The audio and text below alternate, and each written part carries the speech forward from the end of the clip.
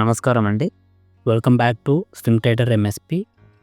So ఇవాల్టి వీడియోలో వచ్చేసి మనం 2025లో కొనదగిన బెస్ట్ ఈటీఎఫ్స్ అంటే కరెంట్ ఇప్పుడు ఉన్న కరెక్షన్లో ఈ టైంలో మా స్ట్రాటజీకి అనుకూలంగా ఉండి ఫండమెంటల్గా అట్లాగే టెక్నికల్గా కూడా సపోర్ట్ చేసి ఫిల్టర్ అయిన స్టాక్స్ అండ్ ఈటీఎఫ్స్ గురించి మనం ఈ వీడియోలో డిస్కస్ చేయబోతున్నాము. సో ఈ వీడియో స్టార్ట్ చేసే కంటే ముందు కాస్త ఇంట్రొడక్షన్ చేద్దాం అనుకుంటున్నాం, ఎందుకంటే ఇది ఫస్ట్ వీడియో కాబట్టి.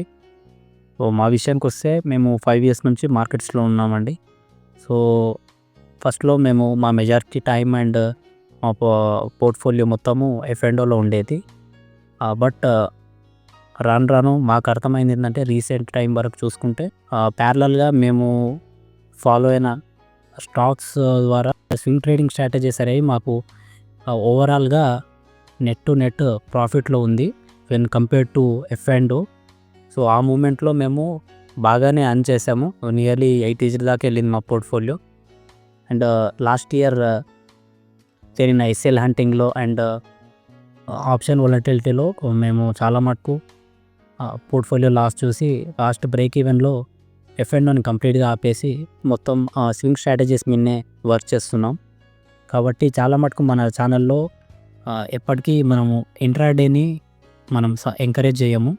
అండ్ ఏమున్నా కూడా short to long term about fundamentally strong ఉన్న టెక్నికల్గా సపోర్ట్ చేసే స్టాక్స్ గురించి మాత్రమే డిస్కస్ చేస్తాం.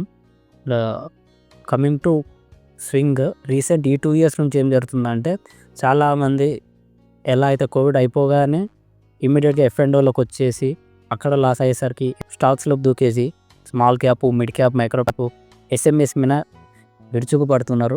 పడేసి ఏంటంటే ఇప్పుడు ఈ లాస్ట్ ఈ 3 years ఎట్లా ఏంటంటే మిడ్ క్యాప్ ఒక్కొక్కటి 150%, 250%, 300% ఇవి చూసేసరికి ఇవి నామినల్ రిటర్న్స్ అనుకొని అందరు స్టాక్స్లో కూడా ఆప్షన్స్లా రిటర్న్స్ ఎక్స్పెక్ట్ చేయడం స్టార్ట్ చేశారు.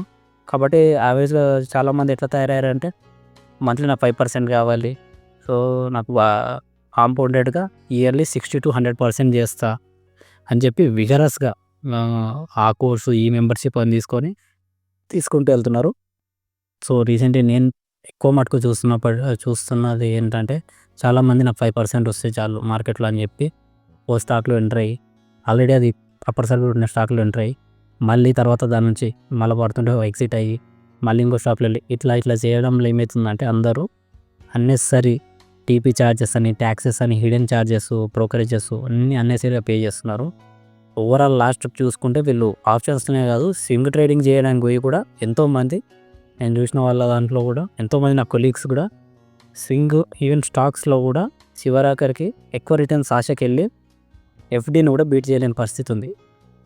ఈవెన్ ఇండెక్స్ని కూడా వాళ్ళు గుడ్డిగా ఇండెక్స్లో పెట్టినారు. అంటే ఇక్కడ మనం ఈ షార్ట్ టర్మ్ మెంటాలిటీ అనేది వదిలేస్తే బెటర్ అని నేను చెప్పదలుచుకున్నాను. అండ్ కాబట్టి మన ఫోకస్ వచ్చేసి minimum 3 to 6 months and 6 months plus time ఫ్రేమ్లో ఉండేలా మనం ఇక్కడ సజెస్ట్ చేస్తాము.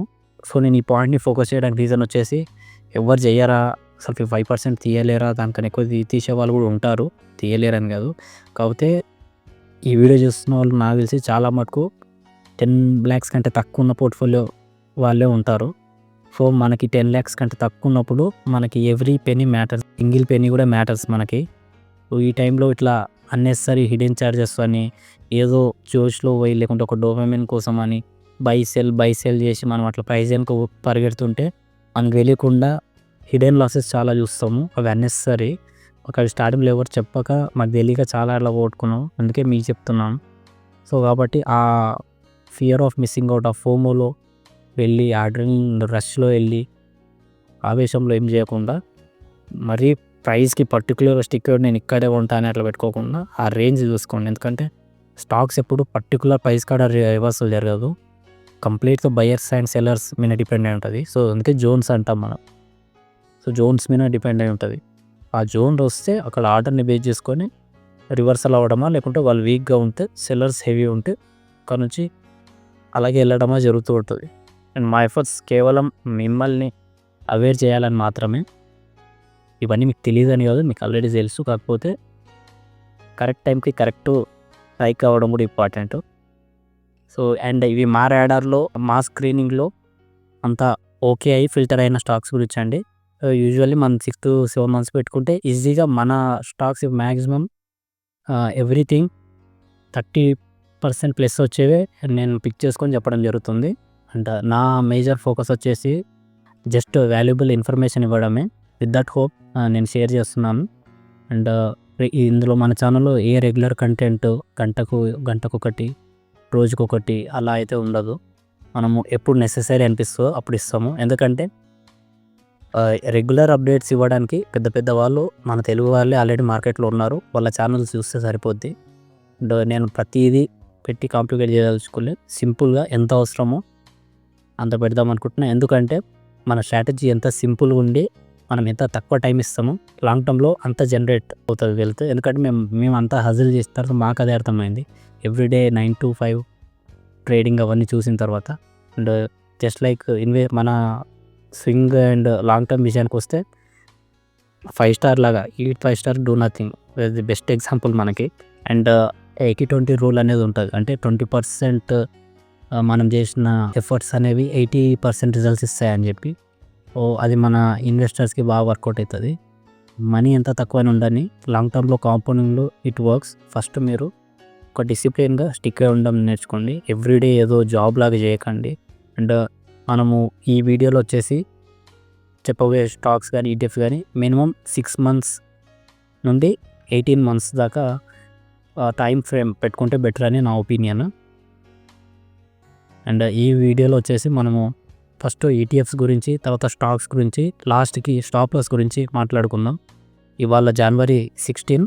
సో మన parent index Nifty and bank Nifty విషయానికి వస్తే ఆల్రెడీ నిఫ్టీ వచ్చేసి 11-12% కరెక్షన్లో ఉంది ప్రస్తుతం. అండ్ బ్యాంక్ నిఫ్టీ వచ్చేసి అది కూడా ఒక 10% అరౌండ్లో కరెక్షన్లో ఉంది index.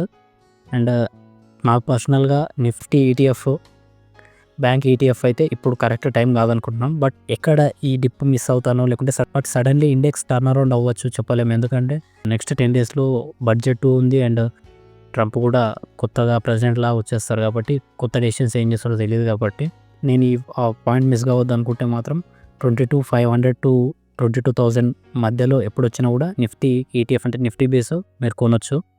And coming to bank Nifty, ఇది ఒక సుమారు 47,000 దగ్గరలో ఉంటే బ్యాంక్ ఈటీఎఫ్ బ్యాంక్ బేస్ మీరు తీసుకోవచ్చు. సో కమింగ్ టు మన మెయిన్ ఈటీఎఫ్ విషయానికి వస్తే మాకు టెక్నికల్గా మంచి డిమాండ్ జోన్స్ కనిపించినవి అయితే ఎఫ్ఎంసీజీ ఇండెక్స్, ఎఫ్ఎంసీజీ ఈటీఎఫ్లో ఇది రైట్ టైం. సో ఇక్కడ మీరు ఇప్పుడు ఎఫ్ఎంసీజీ ఈటీఎఫ్ తీసుకుంటే ఈజీగా ఒక 20% రిటర్న్స్ అనేది మనం చూడొచ్చు by the end of this year. And coming to next ETF infra, ఇది ఆల్రెడీ కరెక్షన్లో సుమారు 20% పడింది. అండ్ ఇక్కడ నుంచి మనం ఇన్వెస్ట్ చేసుకుంటే ఈజీగా 20% returns. And in coming next 2 years infra మీద చాలా పెట్టుబడులు వస్తున్నాయి కాబట్టి ఇది ఈజీగా 50% కూడా రీచ్ అవుతుంది.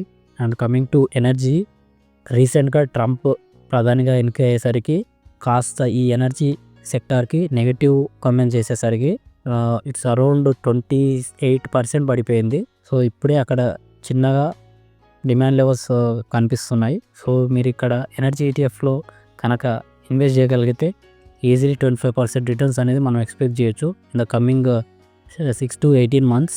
సో ఒక ఈటీఎఫ్లో 25% రిటర్న్స్ అంటే it's not a small thing అండి.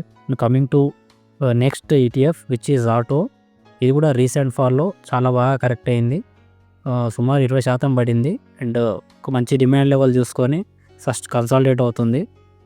సో ఆటో ఇండెక్స్ ఈటీఎఫ్ని మనం బై చేసినట్లయితే సుమారు ఇది కూడా 18% దాకా నెక్స్ట్ కమింగ్ 6 monthsలో ఇచ్చే ఛాన్స్ ఉంది. సో నెక్స్ట్ మీడియా కూడా, ఇది కూడా మంచి డిమాండ్ జోన్స్ కనిపిస్తున్నాయి ఇక్కడ ఈ లెవెల్ దగ్గర. సో ఈజీలీ 20% రిటర్న్స్ అయితే రానున్న 2 quartersలో కనిపించే ఛాన్స్ ఉంది. And coming to stocks, first stock వచ్చేసి రిలయన్స్, ఇది మంచి large cap and blue chip company. Recent 10 yearsలో ఎప్పుడు కూడా ఇది మైనస్ రిటర్న్స్ ఇవ్వలేదు. ఈ 2024 the first year negative returns ఇవ్వడంలో. అండ్ ఇది స్లోగా నెక్స్ట్ 10 yearsకి ప్లాన్ చేసుకుంటున్న పెద్ద కంపెనీ ఇది. అండ్ ఇది ఆల్మోస్ట్ మన అదృష్టానికి కోవిడ్ లెవెల్ దగ్గర దొరుకుతుంది మళ్ళీ రిలయన్స్ అరౌండ్ 30% డిస్కౌంట్లో. సో రిలయన్స్ తీసుకునే వాళ్ళైతే మినిమం 5-10 years పెట్టుకోండి. ఎందుకంటే ఇది మల్టీబ్యాగర్ ఖచ్చితంగా అయ్యే ఛాన్స్ కూడా ఉంది ఇది. అండ్ నెక్స్ట్ వచ్చేసి హెచ్డిఎఫ్సి బ్యాంక్, మరో పెద్ద లార్జ్ క్యాప్ బ్యాంక్. సో ఇది ఆల్మోస్ట్ 3 years నుంచి continuous profits and improved margins post చేస్తున్నప్పటికీ ఒక కన్సాలిడేషన్లోనే ఉంది. అండ్ ప్రస్తుతం ఇది 13% డిస్కౌంట్లో దొరుకుతుంది. సో మనం దీన్ని తీసుకున్నట్లయితే ఇన్ ద కమింగ్ నెక్స్ట్ 2 yearsలో ఇది ఈజీగా 50% అయితే ఈజీగా ఇస్తుంది, డౌటే లేదు అది. Everything goes according to private banks. And రీసెంట్గా మేము హెచ్డిఎఫ్సి బ్యాంక్ని అరౌండ్ 1300 మేము అక్యుములేట్ చేసుకున్నాము. మంచి డిమాండ్ ఏరియా అది కూడా, బట్ ఇప్పట్లో అక్కడికి వెళ్ళేటట్లయితే లేదు ఇది. సో నెక్స్ట్ వచ్చేసి జియో ఫైనాన్స్. సో ఇది బోనస్గా వచ్చింది అప్పట్లో రిలయన్స్ హోల్డర్స్కి, స్టాక్ హోల్డర్స్కి. అండ్ అగైన్ ఇది మంచి డిమాండ్ లెవెల్ దగ్గర మనకి ఇప్పుడు దొరుకుతుంది. ఫండమెంటల్గా స్ట్రాంగ్ ఉన్న కంపెనీ ఇది. సో ఈజీలీ షార్ట్ టర్మ్లో మనం ఒక 40-50% ర్యాలీ అయితే మనం ఈ జియో ఫైనాన్స్లో చూడొచ్చు. సో నెక్స్ట్ వచ్చేసి అదానీ పోర్ట్స్. అదానీ పోర్ట్స్ కొన్ని నెలలుగా అక్కడనే కన్సాలిడేట్ అవుతూ అండ్ ఈ హిండెన్బర్గ్ వీళ్ళ కాంట్రవర్సీ వల్ల చితికిపోతుంది. అదానీలో మంచి లాంగ్ టర్మ్ పెట్టుకి పనికొచ్చే స్టాక్ ఏదైనా ఉందంటే అదానీ పోర్ట్సే. అండ్ ఆల్రెడీ కన్సాలిడేషన్లో ఉంది, ఒకటేసారి బ్రేక్అవుట్ ఇస్తుంది. ప్రస్తుతం ఇప్పుడు అలాంటి ఫేజ్లోనే ఉంది. ఇప్పుడు ఏమున్నా అక్యుములేషన్ జోన్ నడుస్తుంది. And coming to star health insurance, ఇది కూడా మంచి డిమాండ్ ఏరియాలో మనకు కనిపిస్తుంది. సుమారు 40% రిటర్న్స్ ఎక్స్పెక్టెడ్ ఉంది. ఎందుకంటే ఇన్సూరెన్స్ సెక్టార్ మెల్లగా గుంజుకుంటుంది along with health sector. So next వచ్చేసి Asian Paints, one of the best multibagger stock ఇది. అలాంటి స్టాక్ మనకి ఇప్పుడు 50% కరెక్షన్లో దొరుకుతుంది. ఆదిత్య బిర్లా వాళ్ళు కొత్త పెయింట్స్ వస్తున్నారు అనేసరికి ఒకప్పుడు ఇది మంచి మోట్ ఉన్న కంపెనీ, దీని అడ్వాంటేజ్ అంత ఈజీగా పోదని నా అభిప్రాయం. ఎందుకంటే ఓవర్ నైట్ బిల్ అయినవి అవి ఏ బిజినెస్ కూడా. కాబట్టి పెయింట్ ఇండస్ట్రీ అన్నీ మంచి వాల్యుయేషన్స్లో మనకి దొరుకుతున్నాయి. నెరోలాక్ కావచ్చు, ఏషియన్ కావచ్చు, బెర్గర్ పెయింట్స్ కావచ్చు.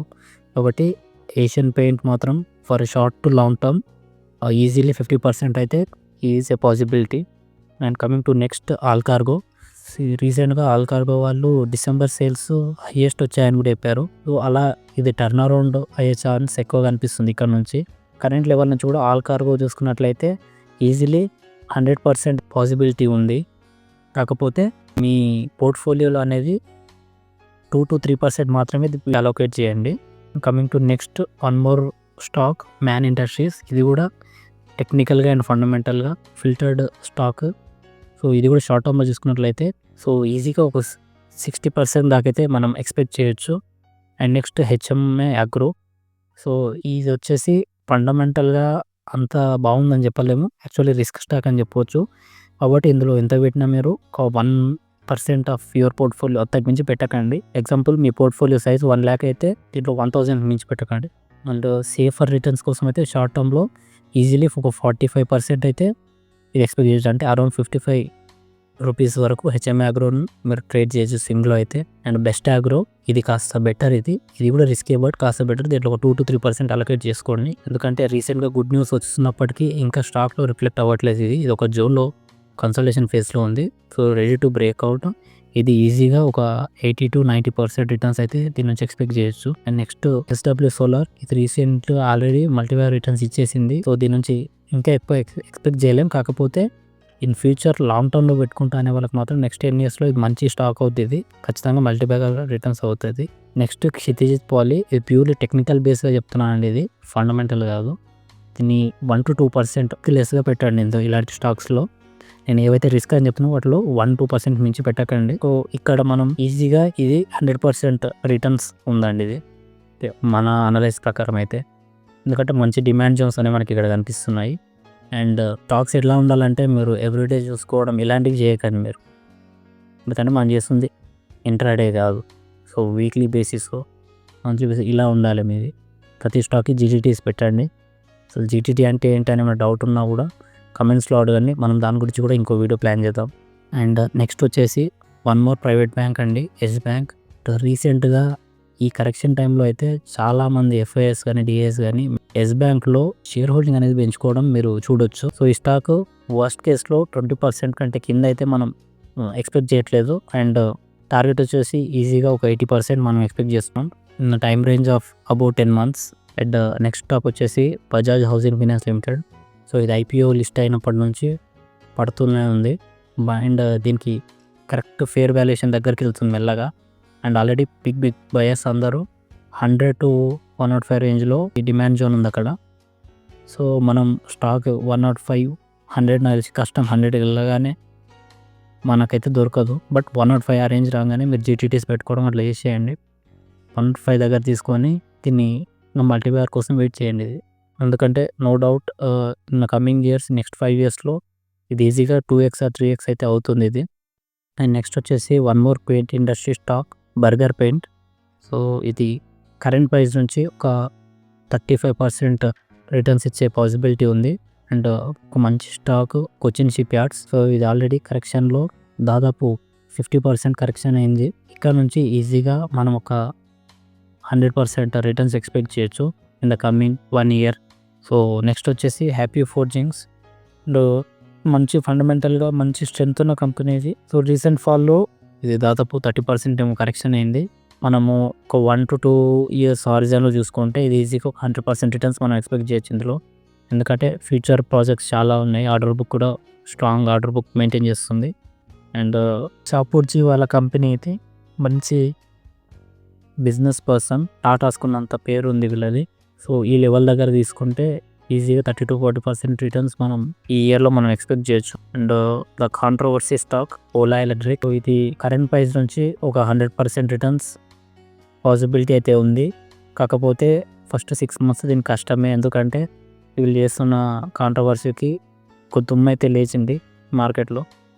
ఆ డస్ట్ మొత్తం సెటిల్ కావడానికి టైం పడుతుంది. ఆ తర్వాత వీళ్ళు చేసే ప్రతి action based upon there quarterly results. కాకపోతే దీంట్లో మనము 2-3% కన్నా ఎక్కువ పోర్ట్ఫోలియో అలొకేషన్ అయితే చేయకండి ఈ స్టాక్లో. అండ్ 1 year అయితే మినిమం దీనికి టైం పడుతుంది. కాకపోతే మంచి లెవెల్లో దొరుకుతుంది. అండ్ ఇంకోటి నెక్స్ట్ వచ్చేసి అబాన్స్ హోల్డింగ్ లిమిటెడ్. ఇది చాలా రిస్కీ స్టాక్ ఇది. సో ఇందులో కూడా సేమ్ ఒక 2% or 3% మించకుండా చూసుకోండి. అండ్ ఇది ప్యూర్లీ స్వింగ్ కోసం చూసుకోండి. ఇది షార్ట్ టర్మ్ అంటే 6 to 10 months లోపల. సో విత్ ఇన్ దట్ మీకు ఒక 60-80% రిటర్న్స్ వచ్చేస్తే ఎగ్జిట్ అయిపోండి. అండ్ నెక్స్ట్ వచ్చేసి the best consumer stock DMart. So ఈ రీసెంట్ కొన్ని రీజన్స్ వల్ల, ఫుడ్ ఇన్ఫ్లేషన్ వల్ల కూడా ఒక 40% కరెక్షన్ అయితే చూసాము. అండ్ రీసెంట్గా ఒక రోజు అయితే సడన్లీ 15% గ్యాప్ ఆఫ్ ఓపెనింగ్తో అయ్యి మళ్ళీ ఇప్పుడు ఆ లెవెల్కి వచ్చేసింది. సో బెటర్ మంచి ఎంట్రీ దొరుకుతున్నట్లేదు. సో ఇక్కడ నుంచి మనం చూసుకున్నా కూడా 50% రిటర్న్స్ అయితే ఎఫ్ఎంసీజీ స్టాక్ డెలివరీ చేస్తుంది. సో ఇది లాంగ్ టర్మ్కి కూడా చాలా మంచి స్టాక్ ఇది. And astral pipes current level నుంచి ఈజీగా 50-60% అయితే మనం ఎక్స్పెక్ట్ చేయొచ్చు in the coming next 10 months. And Tata Motors ఈ బెస్ట్ స్టాక్ మనకి దాదాపు 50% కరెక్షన్లో దొరుకుతుంది. So long term portfolio create చేసుకున్న వాళ్ళైనా సరే, షార్ట్ టర్మ్కి అయినా సరే టాటా మోటార్స్ కూడా నెక్స్ట్ 6 to 10 monthsలో మంచి రిటర్న్స్ ఇచ్చే ప్రాబిలిటీ ఉంది. సో అసెట్ అలొకేషన్ గురించి కూడా, అంటే మన స్టాక్స్ ఎలా కొనాలనే దాని గురించి కూడా ఇందులోనే చెప్పేస్తాను. సో అసెట్ అలొకేషన్ ఎలా అంటే, అయితే for example 1 lakh me portfolio size అయితే, మీ పోర్ట్ఫోలియో క్యాపిటల్ 1 lakh అయితే అందులో దాన్ని 20 parts చేయండి. I mean 5%. 20 parts అంటే 5% అన్న ఒకటే. 5% మించి ఒక స్టాక్ ఇవ్వకండి, ఎంత మంచి స్టాక్ అయినా సరే. సో ఇలా డైవర్సిఫికేషన్ చేయాల్సి ఉంటుంది. 5% ఒక స్టాక్కి మించొద్దు అంటే ఆటోమేటిక్గా 20 parts అవుతుంది. సో ఆ విధంగా చేయాల్సి ఉంటుంది. అండ్ స్మాల్ క్యాప్ కానీ మిడ్ క్యాప్ కొంచెం మీకు కన్విక్షన్ తక్కువ ఉన్న వాటికి అయితే 2%కి మించి ఇవ్వకండి వాటికి అలొకేషన్. ఎందుకంటే రిటర్న్స్ అట్లనే ఉంటాయి, కానీ అది అయితే 0 కూడా అట్లనే అవుతుంది. ఓవరాల్ పోర్ట్ఫోలియోని ఎఫెక్ట్ చేయొద్దు లాంగ్ టర్మ్లో. అండ్ స్లోగా అయినా సరే నేర్చుకోవడానికి ట్రై చేయండి. అండ్ మా ఎఫర్ట్స్ కేవలం మిమ్మల్ని అవేర్ చేయాలని మాత్రమే. ఇవన్నీ మీకు తెలియదని కాదు, మీకు ఆల్రెడీ తెలుసు. కాకపోతే కరెక్ట్ టైంకి కరెక్ట్ స్ట్రైక్ అవ్వడం కూడా ఇంపార్టెంట్. సో లాస్ట్ వన్ వచ్చేసి stop loss. So coming to stop loss అండి, మన స్ట్రాటజీలో అసలు స్టాప్ లాస్ అనేది ఉండదు. బికాజ్ మనం చూస్ చేసుకోవడమే ఫండమెంటల్లీ స్ట్రాంగ్ ఉన్న కంపెనీస్ని మంచి వాల్యుయేషన్స్లో పిక్ చేసుకుంటున్నాం బేస్డ్ అపాన్ ఫండో technical analysis. Fundamental and as well as technical రెండుకి కరెక్ట్ వెయిటేజ్ తీసుకొని, సో వాటికి మనం స్టాప్ లాస్ చేయడంలో అర్థమే లేదు. ఎందుకంటే అవి 0 అయితే కావు, మహా అంటే 5-10% కంటే ఎక్కువ కరెక్షన్ చూడడం మనం అందులో. అండ్ నేను స్టాక్ పికింగ్ కూడా ఎలా చేశానంటే, మీరు ఇన్ కేస్ ఫ్యూచర్లో ఒక ప్రైస్ కార్డ్ మిస్ అయినా కూడా లాంగ్ టర్మ్లో ఇంకా కాంపౌండెడ్ రిటర్న్సే ఇవ్వాలి, కానీ పాజిటివ్కి వెళ్ళే ఛాన్సెస్ తక్కువ ఉన్న వాటి గురించే మనం మాట్లాడడం జరిగింది. అండ్ ఇది ఏది మీరు ఇప్పుడు కొనండి అని చెప్పడం కాదు, ఇది జస్ట్ ఒక మంచి స్టాక్స్ మన మార్కెట్లో ఉన్నాయి కరెంట్ టైంలో, లార్జ్ క్యాప్లో కూడా అని చెప్పడానికి మాత్రమే చేస్తున్న వీడియో ఇది. అండ్ మా ఎఫర్ట్స్ మీకు నచ్చినట్లయితే సపోర్ట్ చేయండి. వీడియోని కూడా షేర్ చేయండి. అండ్ మాకున్న అనుభవంతో మా దగ్గర ఉన్న డేటా అండ్ మాకున్న ఆల్రెడ్స్ ప్రకారం మేము చెప్పడం జరుగుతుంది. మీకు మా థీమ్ నచ్చినట్లయితే సపోర్ట్ చేయండి. అండ్ వీడియో ఒక కంటెంట్ క్రియేషన్ కొత్తగా వచ్చాం కాబట్టి ఏమైనా ఫీడ్బ్యాక్ ఉన్నా కూడా please feel free to share the feedback. And thank you అండి. హ్యాపీ ఇన్వెస్టింగ్ అండ్ జై హింద్.